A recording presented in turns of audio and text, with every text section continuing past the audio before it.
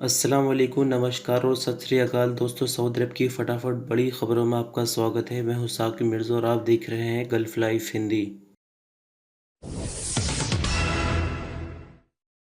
Saudi अरब ने tourist वीज़ाओं के हवाले से और नई जानकारी शेयर की है। कोरोना वायरस के 1.5 साल बाद 49 देशों के लिए टूरिस्ट वीज़ा खोल दी गई है।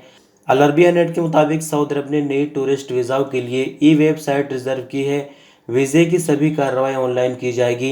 ई टूरिस्ट वीज़ा मल्टीपल और 1 साल के लिए वैलिड होगा।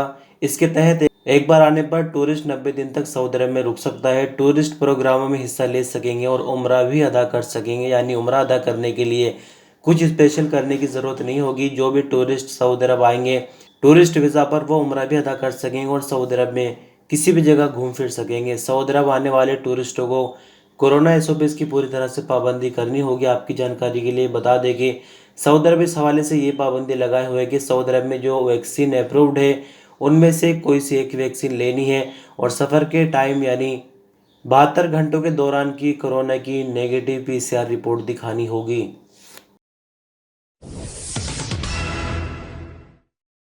सऊदी अरब की मिनिस्ट्री ऑफ हेल्थ का कहना है कि सभी स्टूडेंट 8 अगस्त से पहले पहले कोरोना वैक्सीन की पहली खुराक ले लें, ताकि दूसरी खुराक नया एजुकेशनल ईयर यानी जब पढ़ाई शुरू होने वाली हो उससे पहले ली जा सके। सऊदी अरब की सरकारी न्यूज एजेंसी एसपीए के मुताबिक मिनिस्ट्री ऑफ हेल्थ ने अपने बयान में कहा कि ये कार्रवाई सऊदी सोसाइटी को नए कोरोना वायरस से बचाने और वायरस को रोकने के लिए ज़रूरी है।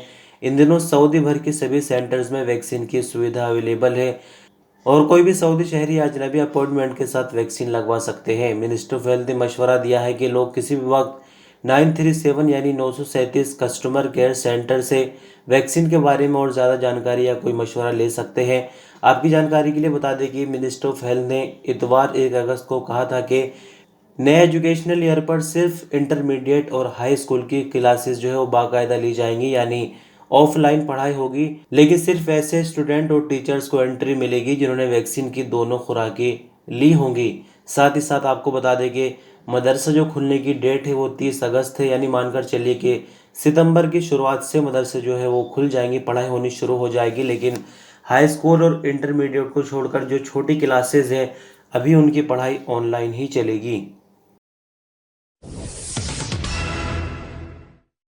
सऊदी अरब में पहली बार लेडीज़ वॉलीबॉल टूर्नामेंट खेला जाएगा। सबक न्यूज़ के मुताबिक लेडीज़ वॉलीबॉल चैंपियनशिप में रियाज, जद्दा और ईस्टर्न रीजन की 14 टीमें हिस्सा लेंगी। जुमेरात 5 अगस्त से शुरू होने वाले टूर्नामेंट का पहला चरण 21 अगस्त तक जारी रहेगा। रियाज में 4 टीमों के बीच मुकाबले होंगे। इसके बाद जद्दा में 7 टीमों और ईस्टर्न रीजन में 3 टीमों का मुकाबला होगा। हर ग्रुप में कामयाब टीमें अगले चरण में खेलेंगी, जबकि दूसरे चरण के मुकाबले 9 सितंबर को शुरू होंगे, जिनमें तीनों इलाकों से 6 टीमों के बीच मुकाबला होगा। सऊदी लीग के तहत लेडीज वॉलीबॉल के जिम्मेदार हनान साली अल कहतानी ने कहा कि लेडीज वॉलीबॉल मुकाबलों का पहली बार आयोजन किया जा रहा है, लेकिन इस मैदान में आगे बढ़ने के लिए ये पहला कदम होगा। उनका आगे कहना है कि आगे जाकर सऊदी लेडीज वॉलीबॉल टीमें अंतर्राष्ट्रीय स्तर पर भी मुकाबलों में हिस्सा लेंगी।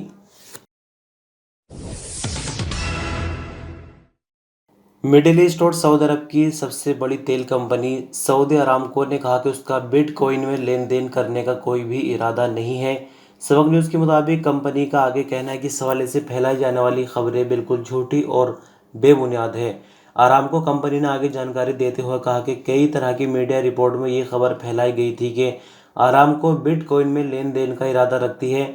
हम ये बात क्लियर करना चाहते हैं कि ये खबर झूठी और पूरी तरह से बेबुनियाद, इसमें किसी तरह की कोई सच्चाई नहीं है।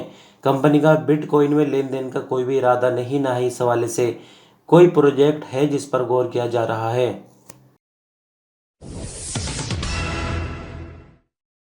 सऊदी अरब के मौसम विभाग का कहना है कि दम्माम में सोमवार को टेम्परेचर 50.5 डिग्री सेंटीग्रेड तक पहुंच गया। इस तरह से ये सऊदी अरब का सबसे गर्म शहर बन गया है। आज न्यूज़ के मुताबिक सोमवार को मौसम विभाग ने अपने ट्विटर अकाउंट में कहा कि अलहसा में टेम्परेचर 48 डिग्री सेंटीग्रेड रिकॉर्ड किया गया, जिसके साथ ये सऊदी अरब का दूसरा गर्म शहर बन गया है। इसके बाद अल कवेस्मा 46 डिग्री सेंटीग्रेड के साथ टेम्परेचर के हवाले से तीसरे नंबर पर और रफ़ा 44 डिग्री सेंटीग्रेड के साथ टेम्परेचर के हवाले से चौथे नंबर पर है। जानकारी के लिए बता दें कि इतवार को भी सऊदी अरब के 6 शहर दुनिया के गर्म शहरों के तौर पर रिकॉर्ड पर आए थे। मौसम विभाग ने ट्विटर पर अपने बयान में कहा था कि इतवार को अलशर्किया रीजन का शहर दम्माम दुनिया में सबसे गर्म शहरों में से टॉप पर है, जहां पर टेम्परेचर 49.1 डिग्री सेंटीग्रेड रहा। यानी इतवार को 49.1 डिग्री सेंटीग्रेड और अगले ही दिन 50.5 डिग्री सेंटीग्रेड। यानी एक ही दिन में देखिए टेम्परेचर कितना बढ़ रहा है। गर्मी का क्या आलम होगा। जो लोग दम्माम से वीडियो देख रहे हैं, आप कैसा फील कर रहे हैं, थोड़ा कमेंट में हो सकेगा तो बताइएगा। इसके बाद अलकवेस में, हफर अलबातिन, अलहसा, रफ़ा और शरवरा में भी तेज़ गर्मी पड़ रही है। सऊदी मिनिस्ट्री ऑफ हेल्थ की तरफ से आई बीती रात कोविड-19 की नई रिपोर्ट के मुताबिक नए मामले 1063 रिकॉर्ड पर आए, जबकि नई रिकवरी 1620 रिकॉर्ड की गई। इस दौरान 10 मरने की खबर भी आई, जिसके बाद कुल मरने वालों की तादाद बढ़कर 8259 हो जाती है। एक्टिव मामलों की अगर हम बात करें तो इनकी तादाद 10,624 हो गई, जिनमें से 1403 क्रिटिकल केस है, जो कि हालत नाजुक की वजह से आईसीयू में है। अब तक सऊदी भर में 5,27,877 लोगों में कोरोना पॉजिटिव पाया गया है, लेकिन अगर हम रिकवरी यानी ठीक होने वालों की बात करें तो इनकी तादाद 5,08,994 है। सऊदी अरब की हवाई कंपनी अदील एयर ने बाहा से दम्माम के लिए भी फ़्लाइट शुरू कर दी है। बाहा दम्माम के लिए अदील एयर की हफ्ते में 8 फ़्लाइटें चलाई जाएंगी। अदील एयर के डिप्टी एग्जीक्यूटिव चेयरमैन इब्राहिम अल अहमद ने कहा कि अदील एयर सऊदी अरब के कई शहरों के लिए रोज़ाना सस्ती फ़्लाइट चला रही है। उन्होंने कहा कि अदील एयर सऊदी विजन 2030 के टारगेट को पूरा करने का बेड़ा उठाए हुए है।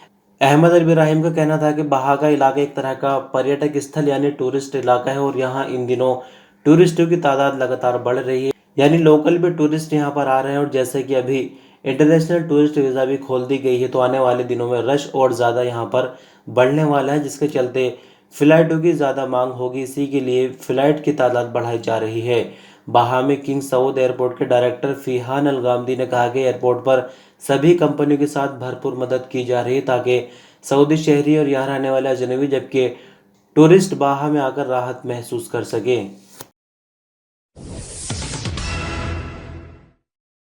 सऊदी एथलीट माज़न अल यासीन जापान की राजधानी के ओलंपिक स्टेडियम में दूसरे सेमीफाइनल में चौथी पोजीशन प्राप्त करने के बाद टोक्यो ओलंपिक्स 2021 में मर्दों की 400 मीटर दौड़ से बाहर हो गई है। अरब न्यूज़ के मुताबिक 25 साल की माज़न अल यासीन 45.37 सेकंड में अच्छी परफॉर्मेंस दिखाने के बावजूद अब जुमेरात को होने वाले फाइनल से बाहर हो गई है। अमेरिका के माइकल चेरी और जमैका के क्रिस्टोफर टेलर पहले और दूसरे नंबर पर रहे। ऑस्ट्रेलिया के स्टीवन सुलेमान माज़न अल यासीन से 0.22 सेकंड के अंतर से आगे रहे और तीसरे नंबर पर आए। माज़न अल यासीन ने इतवार को 45.16 सेकंड में अच्छी परफॉर्मेंस दिखाते हुए बेल्जियम के कीवन बोरली और स्विट्जरलैंड के रिकी पेट्रोसैनी से पहले दौड़ को खत्म किया था।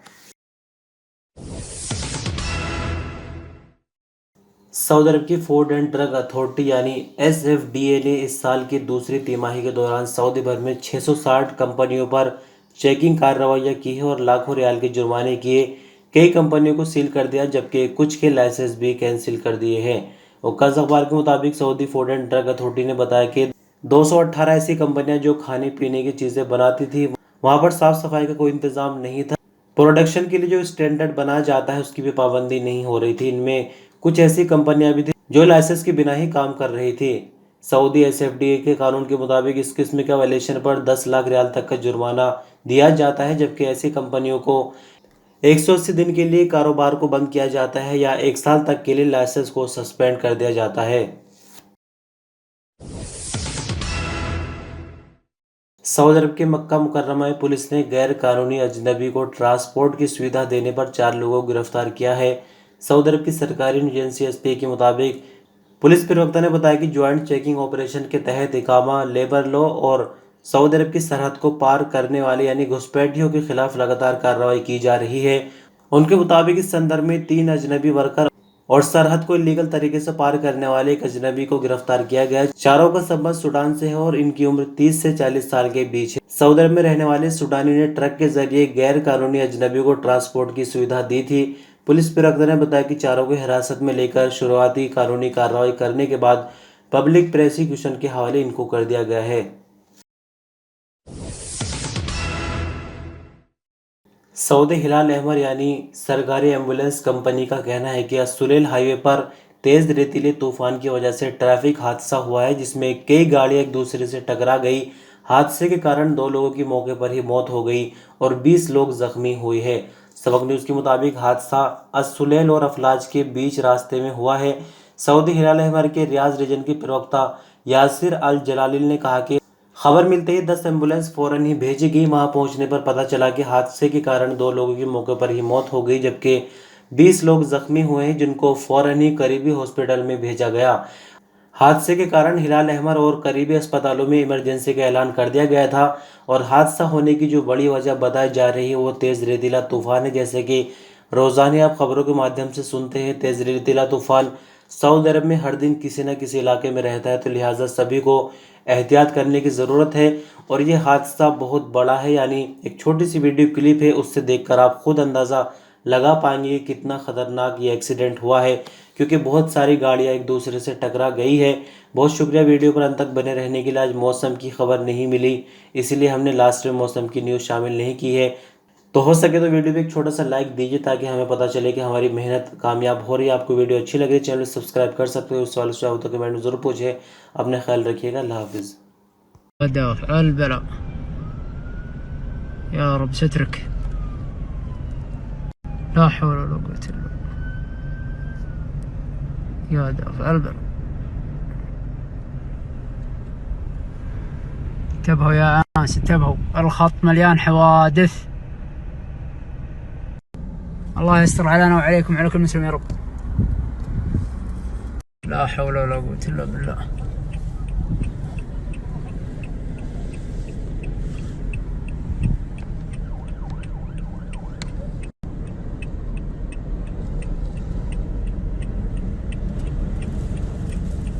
لا حول ولا قوة إلا بالله. تجدها بالمطر يلا.